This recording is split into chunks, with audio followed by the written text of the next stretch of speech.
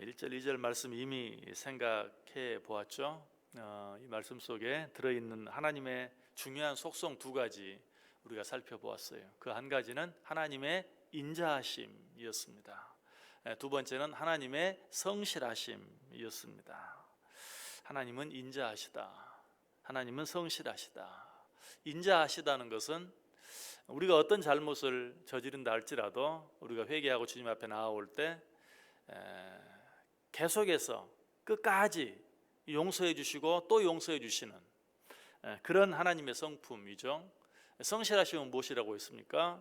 그것과는 조금 다른, 하나님께서는 우리에게 인자를 베푸시는데 그저 인자만 베푸시는 것이 아니라 그 인자하심을 통해서 우리의 인격이, 우리의 신앙이 좀 더 성숙해지도록 우리를 끝까지 인도하시는, 그렇기 때문에 때때로 하나님께서 인자하심 가운데서도 우리를 힘들게 하실 때도 있다.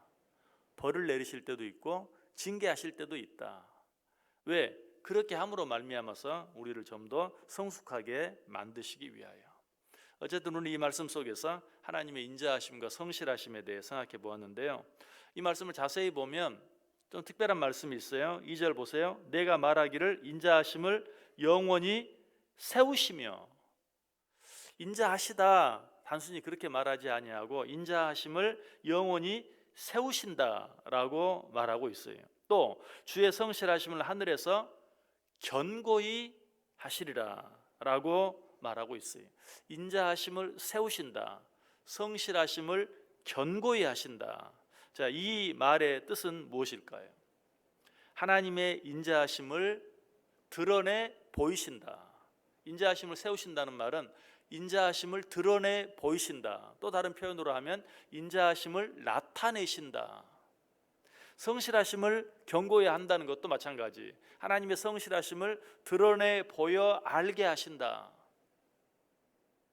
보여주신다라는 그런 의미. 왜 이런 표현을 썼을까요? 사람들은 자주 인간적으로 이해할 수 없고 납득할 수 없는 일들 앞에서 하나님이 어디 있느냐, 만약 하나님이 정말 있다면 보여달라 라고 말하기를 좋아해요. 또 하나님이 계시다면 어떻게 그런 일이 있을 수 있느냐 라고 따지기를 좋아합니다. 아니, 그렇게 함으로 말미암아 하나님을 믿는 자들을 비웃고 조롱하기를 좋아하죠. 성경에 그런 내용들이 많이 있어요. 이사야 5장 19절에 보면 그들이 이르기를 그는 자기의 일을 속속히 이루어 우리에게 보게 할 것이며 이스라엘의 거룩한 이는 자기의 계획을 속히 이루어 우리가 알게 할 것이라. 우리로 하여금 보게 해달라, 우리로 하여금 알게 해달라. 결국은 뭐예요? 나타내 보여달라는 것이죠. 말라기 2장 17절에도 너희가 말로 여호와를 괴롭게 하고도 이르기를 우리가 어떻게 여호와를 괴롭혀 드렸나이까 하는도다. 이는 너희가 말하기를 모든 악을 행하는 자는 여호와의 눈에 좋게 보이며 그에게 기쁨이 된다 하며 또 말하기를 정의의 하나님이 어디 계시냐. 여기 보면 하나님을 비웃고 조롱하는 자들, 이방인들이 정의의 하나님이 어디 계시냐, 정의의 하나님이 정말 계시다면 정의를 실현함으로 그 하나님을 우리에게 나타내 보여달라라고 말하고 있어요. 다윗도 하나님께 기도하면서 실제로 그렇게 많이 기도했죠. 저들이 하나님이 어디 있다 하나이다, 어디 있느냐 하나이다, 하나님이 있으면 보여달라고 말하나이다 라고 하나님 앞에 안타깝게 호소하면서 기도하는 그런 내용들을 우리가 보죠. 여러분, 이런 내용들은, 이런 말들은 하나님을 믿지 않는 자들만 이렇게 말하는 게 아니에요.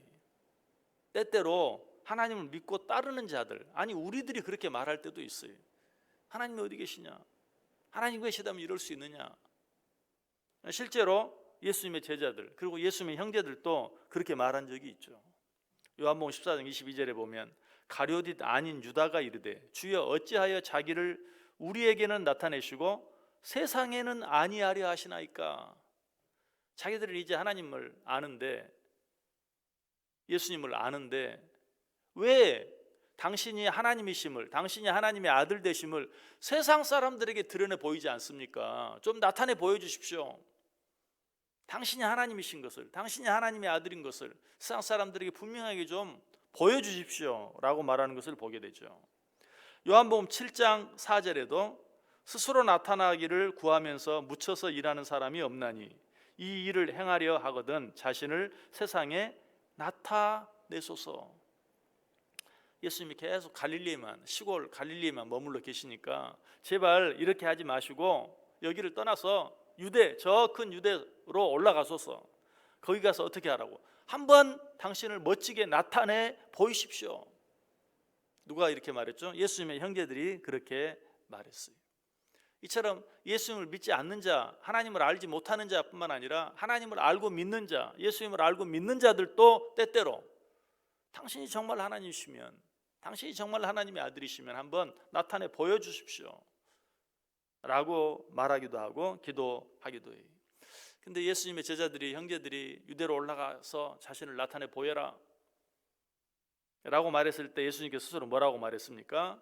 요한복음 7장 6절에서 예수께서 이르시되 내 때는 아직 이르지 아니하였거니와 너희 때는 늘 준비되어 있느니라. 내 때가 아직 이르지 않았다.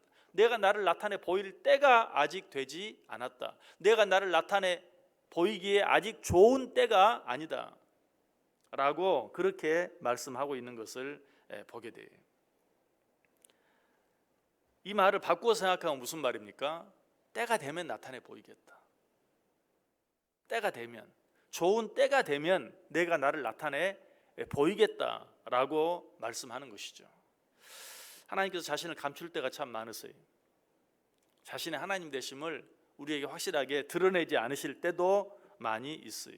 그러나 우리가 분명히 알아야 될 것은 때가 되면 하나님께서 당신이 하나님 되심을 우리에게 분명히 나타내 보이신다. 우리 입장에서 말하면 그런 것들을 확실히 보아 알게 될 때가 있다라는 것이. 민수기 20장 13절에 보면 이스라엘 자손이 여호와와 다투었으므로 이를 무리바 무리라 하니라. 여호와께서 그들 중에서 그 거룩함을 나타내셨더라. 자신을 나타내지 아니하실 때도 많지만 이스라엘 백성들이 광야에서 물이 없어 목말라 죽게 되었을 때 모세를 통해 반석을 쪼개어 물을 냈죠. 그 무리바에서 당신의 거룩함을 나타내 보이셨다. 그렇게 하실 때도 있어요.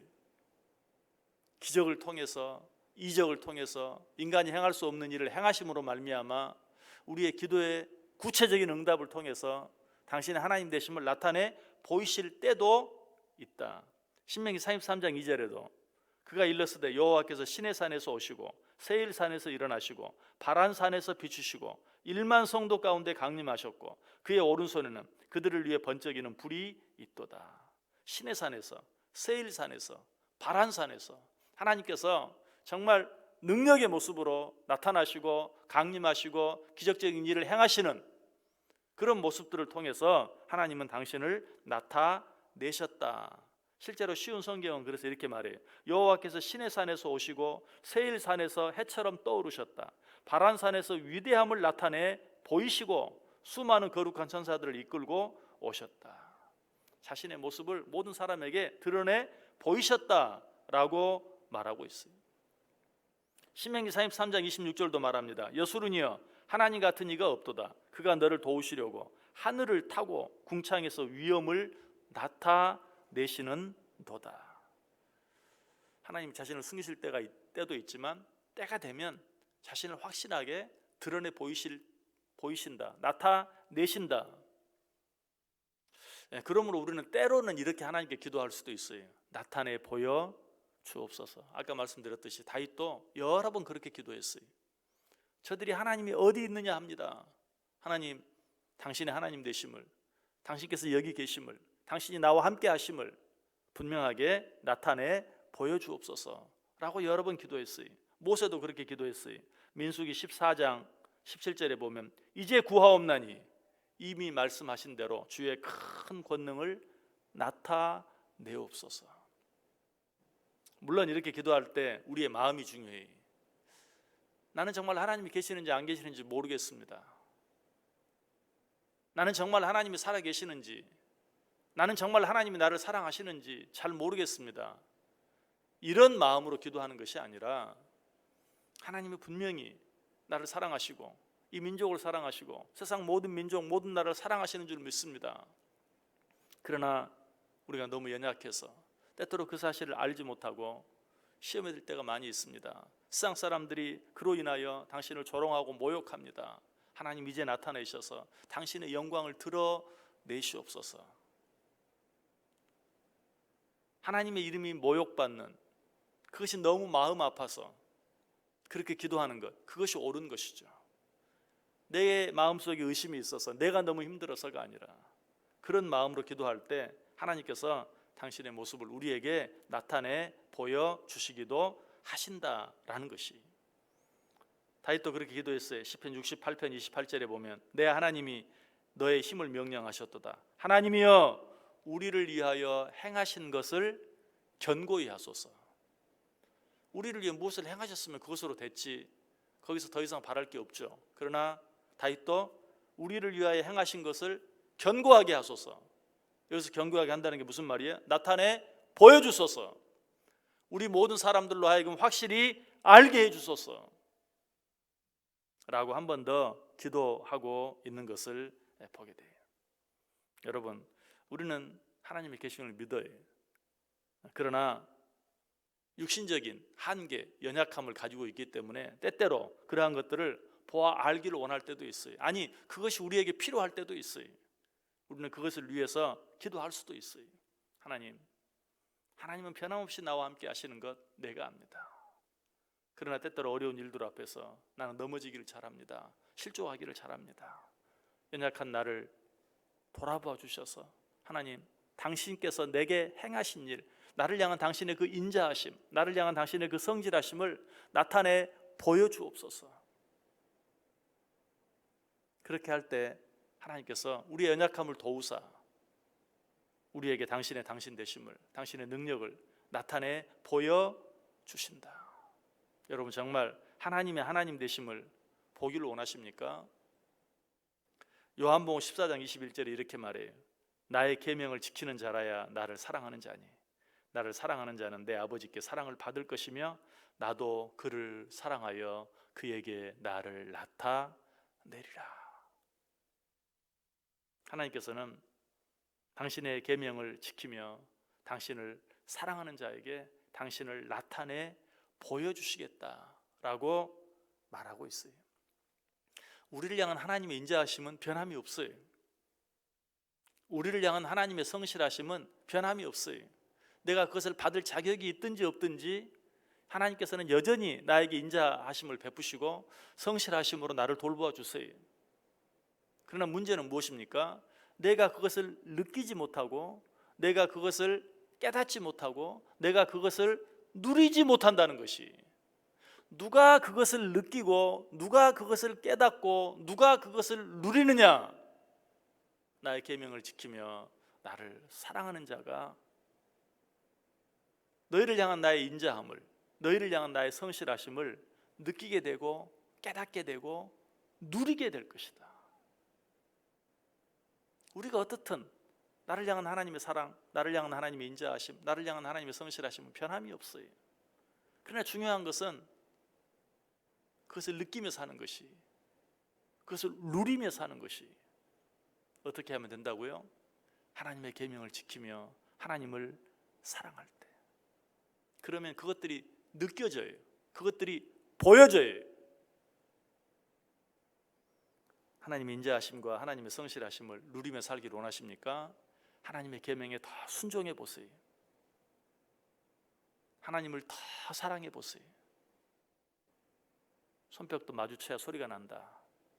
하나님은 변함없이 나에게 인자하심을 베푸시는데, 하나님은 변함없이 당신의 성실하심으로 나와 함께 해주시는데 왜 내가 그것을 느끼지 못하고 누리지 못하는가? 내가 반응하지 않기 때문에. 무엇으로? 하나님의 계명을 지키며 하나님을 사랑함으로 반응하지 않기 때문에. 그렇게 반응할 때 하나님의 인자하심과 하나님의 성실하심을 풍성히 느끼게 될 것이다. 누리게 될 것이다. 이 하루 하나님 우리에게 주신 계명들을 순종해 보세요.